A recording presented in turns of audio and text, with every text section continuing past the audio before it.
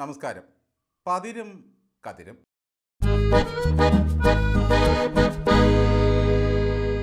പിണറായി തമ്പുരാൻ കട്ടികൂട്ടിയും അണപ്പല്ല് ഞറമിയും മൂക്ക് വിറപ്പിച്ചും കവിള് വീർപ്പിച്ചും മാറി നിൽക്കങ്ങോട്ട് എന്ന് ആട്ടിയപ്പോഴൊക്കെ നൂൽപ്പുഴുക്കളെപ്പോലെ ചുരുങ്ങിപ്പോയ നൂറുകണക്കിന് മനുഷ്യരുണ്ട് നമ്മുടെ ഈ നാട്ടിൽ.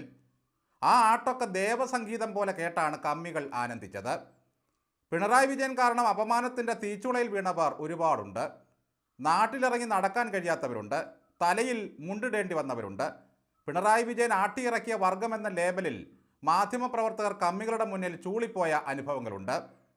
മനുഷ്യനെ പുലയാട്ടാനും ഇറക്കിവിടാനും അസഭ്യം പറയാനും യൂണിവേഴ്സൽ ലൈസൻസ് കിട്ടിയ വിപ്ലവകാരിയാണല്ലോ പിണറായി വിജയൻ. സെൽഫി എടുക്കാൻ ചെന്ന ജില്ലാ പഞ്ചായത്ത് അംഗത്തെ പിണറായി അധിക്ഷേപിച്ചതും മാറി നിൽക്കാൻ പറഞ്ഞതും ആ പെൺകുട്ടി നാട്ടുകാർക്ക് മുമ്പിൽ ചമ്മി നാറിയതും നമ്മൾ കണ്ടതാണ്. മുഖ്യമന്ത്രിയുടെ ഓഫീസ് എന്നെ വിളിക്കുമെന്ന് അറിയിച്ചിട്ടുണ്ട് എന്ന് കളവ് പറഞ്ഞാണ് ആ പെൺകുട്ടി ആ കൊടിയ അപമാനത്തിൽ നിന്നും രക്ഷപ്പെട്ടത്. പക്ഷേ ഇതുവരെ വിളിച്ചതായി അറിവില്ല. എങ്ങനെയൊക്കെ മറ്റുള്ളവരെ അപമാനിക്കാമെന്ന് പിണറായി വിജയനിൽ നിന്നും ദക്ഷിണ വെച്ച് പഠിച്ചവരാണ് അന്തങ്ങളും കമ്മികളും, പിന്നെ അവരുടെ നേതാക്കളും. സർക്കാരിൻ്റെ പരിപാടിക്ക് വിളിച്ചു വരുത്തിയിട്ട് സ്ഥലം MLA സിദ്ദിഖിനെ സംഘടിതമായി കൂവി അപമാനിച്ചവരാണ് വയനാട്ടിലെ CPMകാർ. അതിന് മേൽനോട്ടം വഹിച്ചത് അവിടുത്തെ ജില്ലാ സെക്രട്ടറിയായ റഫീഖായിരുന്നു.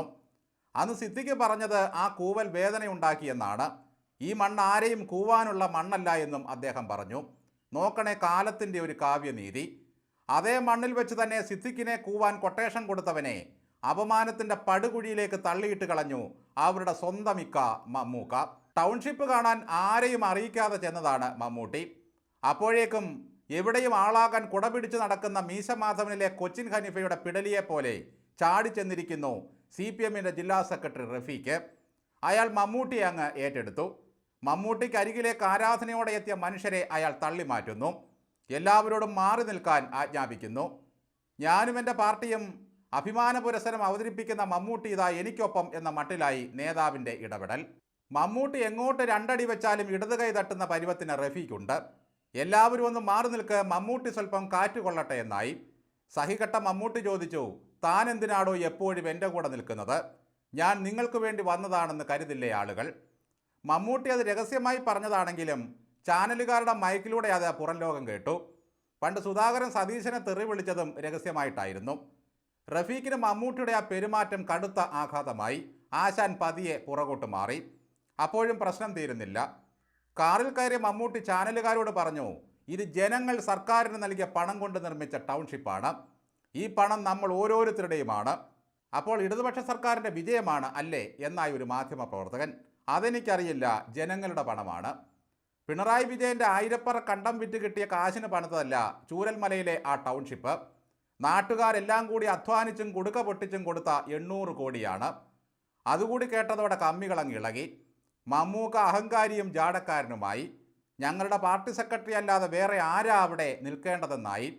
ദുരന്തമുണ്ടായപ്പോൾ അയാൾ വീട്ടിൽ പോകാതെ കഴിച്ചുകൂട്ടി പോലും. അവിടെ അങ്ങനെ എത്രയോ പേരുണ്ട് സുഹൃത്തുക്കളെ വീട്ടിൽ പോകാത്തവരായി. വീട്ടിൽ പോകാതെയും ജലപാനം കഴിക്കാതെയും അവിടെ തന്നെ കഴിഞ്ഞവർ ഒരുപാടുണ്ട്. അങ്ങനെ വീട്ടിൽ പോകാതെ ദുരന്തഭൂമിയിൽ രാപ്പകലുണ്ടായിരുന്ന ഒരുത്തനെയാണ് കമ്മികൾ വളഞ്ഞുകുത്തി നിന്ന് കൂവി തോൽപ്പിച്ചത്. അത് കേട്ടപ്പോൾ സഖാക്കൾക്ക് എന്തൊരു സുഖമായിരുന്നെന്നോ. അവൻ കൂവലിന് അർഹനാണെന്നായി. റഫീഖ് എവിടെ നിൽക്കുന്നു, മമ്മൂട്ടി എവിടെ നിൽക്കുന്നു എന്നൊക്കെയാണ് കമ്മി സൈബറുകളുടെ ചോദ്യം. കേരളത്തിൻ്റെ മഹാനടനാണ് മമ്മൂട്ടി. അയാൾ എത്രയോ കാലമായി മാർക്സിസ്റ്റുകാരനാണ്. പിണറായി വിജയൻ്റെ സ്നേഹഭാജനമാണ്. കൈരളി ചാനലിൻ്റെ ചെയർമാനാണ്. കിട്ടുന്ന കാശിൽ പകുതി സൗജന്യമായി പാവങ്ങളുടെ ചികിത്സയ്ക്കും കുട്ടികളുടെ ഹൃദയ ശസ്ത്രക്രിയയ്ക്കും കൊടുത്തു. കോടികൾ വയനാട് ദുരന്തത്തിന് കൊടുത്തു. പിണറായി അതിദാരിദ്ര്യം തുടച്ചു നീക്കാൻ വിളിച്ചപ്പോൾ കള്ളത്തരമാണെന്നറിഞ്ഞിട്ടും ഓടിയെത്തിയ പാർട്ടിക്കാരനാണ്. അന്ന് മോഹൻലാലും കമലഹാസനും തിരിഞ്ഞു നോക്കിയതേയില്ല. ആ മമ്മൂട്ടി എവിടെ നിൽക്കുന്നു? CPMൻ്റെ ജില്ലാ സെക്രട്ടറി എവിടെ നിൽക്കുന്നു? എന്നിട്ടും തലയ്ക്ക് വെളിവില്ലാത്ത കമ്മികൾ ചോദിക്കുകയാണ് മമ്മൂട്ടി ആരാണെന്ന്. സാക്ഷാൽ ഗോവിന്ദനോട് മാറി നിൽക്കാൻ പറഞ്ഞാലും മമ്മൂട്ടി ഇരിക്കുന്ന തട്ട് താണു തന്നെ ഇരിക്കും കമ്മികളെ. ആരുടെയെങ്കിലും കൊള്ളാവുന്ന ഒരുത്തൻ്റെ തലവെട്ടം കണ്ടാലുടൻ ആളുകളിക്കാൻ ഇറങ്ങുന്ന ചില രാഷ്ട്രീയ നേതാക്കളുണ്ട്. തെരഞ്ഞെടുപ്പ് അടുത്തപ്പോൾ എല്ലാം അവർക്ക് മുതലെടുപ്പിനുള്ള മാർഗങ്ങളാണ്. മമ്മൂട്ടി ടൗൺഷിപ്പ് സന്ദർശിക്കാൻ ജില്ലാ സെക്രട്ടറിയുടെ പൂച്ചെണ്ടും വാങ്ങി സർക്കാരിന് ഇരട്ടച്ചങ്കനെ പുകഴ്ത്തി 2 ഡയലോഗും കാച്ചി ടാറ്റ കൊടുത്ത് പോയിരുന്നെങ്കിൽ സഖാക്കൾക്ക് സന്തോഷമാകുമായിരുന്നു.